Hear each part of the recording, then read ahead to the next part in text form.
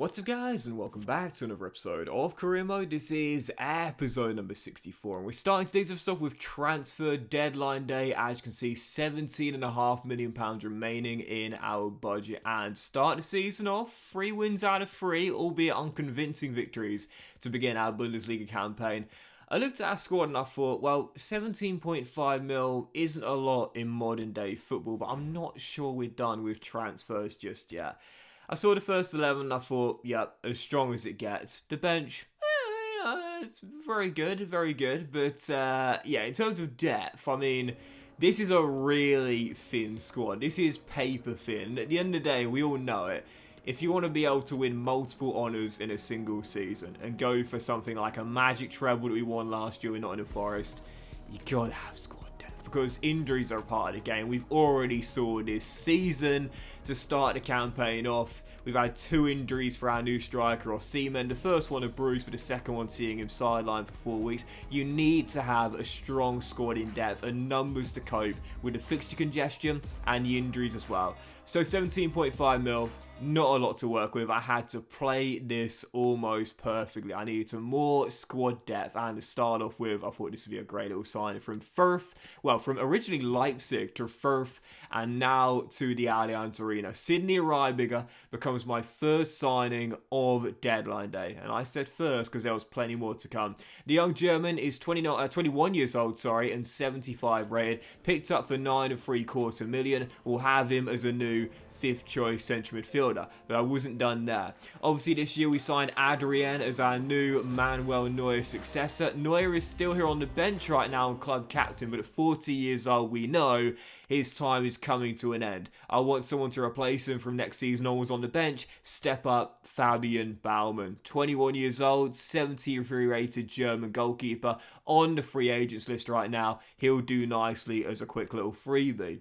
So, as I was going through the free agents pool, well, I say it all the time, man, I do recommend it. Every single summer transfer window, check the free agents pool, because nowadays we know clubs will release some of their players, some of their senior players as well. And, you know, back in the day, back in the old days of FIFA, clubs would never release their players. They would always automatically get an extension no matter how, let's just say, expendable they were. But now, certain players do get released, including this guy. I was manually searching for German free agents and I came across Robin Gosens. What a steal this is on a free transfer released by Inter Milan. Obviously, before Inter, he was at Atalanta, and Robin Gosens is coming, I believe, for the first time in his career to the Bundesliga. 1-year deal. He's 82 rated, 32 years old, and he's literally perfect for this Bayern Munich system as well. He can play all the way down that left-hand side, as we know.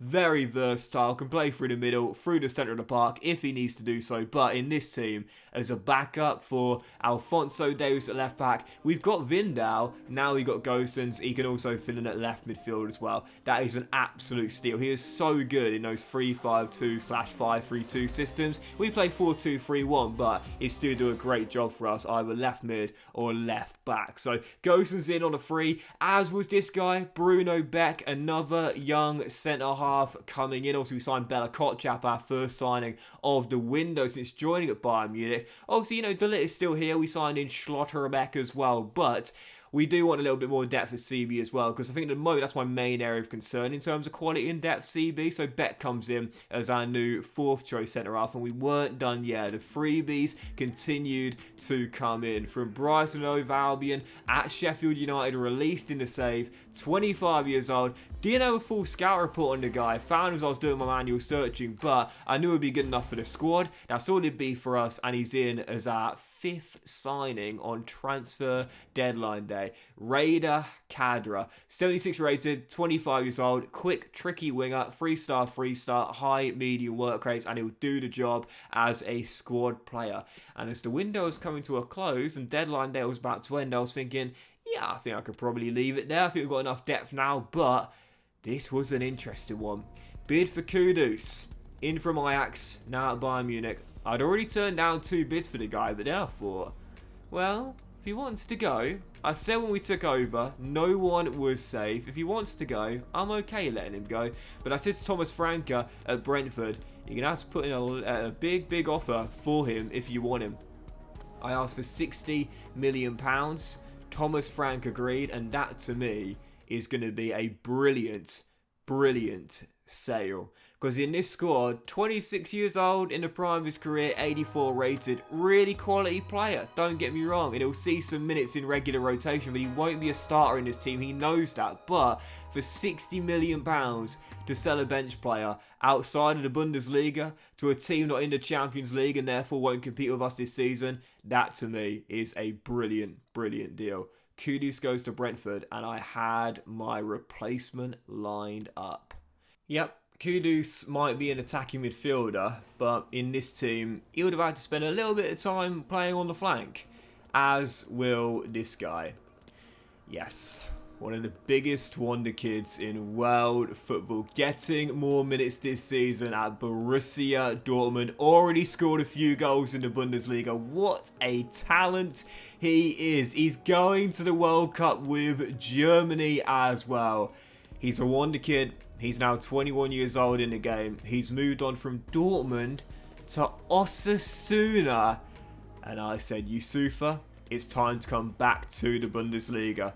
We've signed Schlotterbeck, we've signed Adeyemi, and now we're going to sign Moukoko. Yep, for £47.5 million on a 45 grand a week deal. What a signing to replace Kudus. And you might think, well, he's 3 ratings lower. Yes, but he's also 5 years younger, and we know this kid is one of the highest growth players in FIFA 23. I think his potential is 90. He's had a potential decrease in the save though, annoyingly. He's now down to showing great potential. You find that quite often with players that have high growth, low starting overalls but high potential. Because of the amount of ratings they've got to make up to at their peak, oftentimes those are the players that will have potential decreases because it takes so long for them to meet that potential. But even though it's showing great potential, I still think I can get him to the high 80s minimum. I still think mid to high 80s. No reason why we can't get this guy to around 87 to 89 overall at his potential. He is in to replace Kudus. I turned down some bids for Tillman as the hours were coming towards the close as well.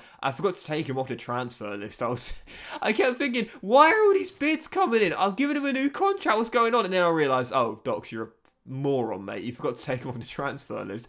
But yeah, Moukoko is in, and that to me is a great signing. We've seen Osimhen go down twice already, and yes, you know, we've got Tell, the young forward, I'm actually going to convert him to left wing. We've now converted Tillman to striker, and he's up to 80 overall as well.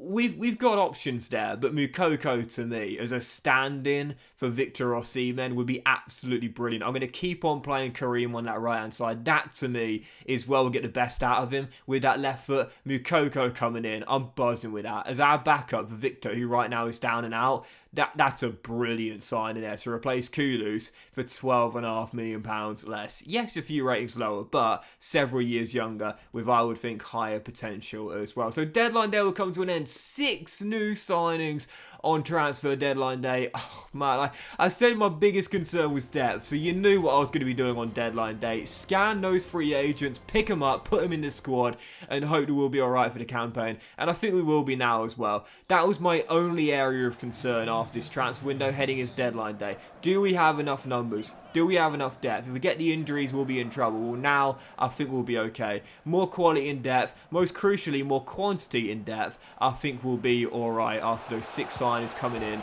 on transfer deadline day.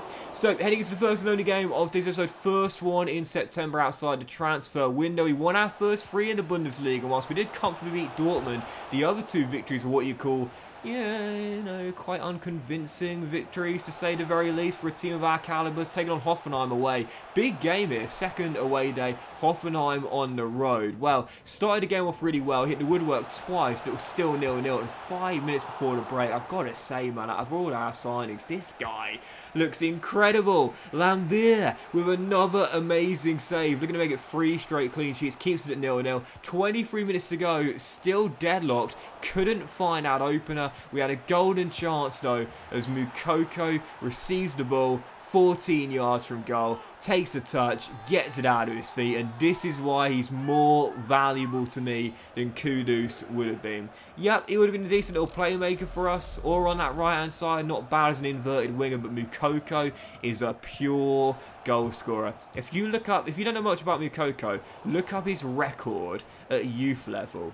It's literally like, it's ridiculous. I mean, honestly, it's absolutely absurd. This guy is a pure goal scorer. On his debut, hit the bar early, but does score his first for the club, and in the end, it proved to be the game winner as well. Hoffenheim 0, Bayern Munich 1. It's 4 straight wins in a row. Once again, a bit of an unconvincing victory to say the least, only scraping by with a 0-0 win.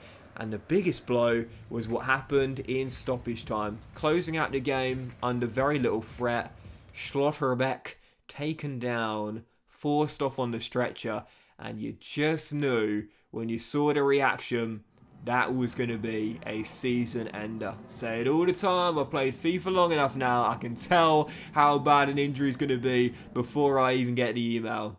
There it is, ACL for Schlotterbeck, done for the majority of the campaign. He might come back sometime in late April, May for our final few fixtures, but for the majority of the campaign, the vast majority, Nico, our star centre-half signed, will play no part of it. I said my biggest area of concern in the squad was depth, and I said the biggest position of concern was centre-back. Typical. Schlotterbeck done for the majority of the campaign. But that will end today's episode of Career Mode, guys. Big thank you for watching. Hope you have enjoyed. If you have done, please do drop a like. Much love to you all. Have a fantastic day, and I'll see you for the next episode of Career Mode very soon.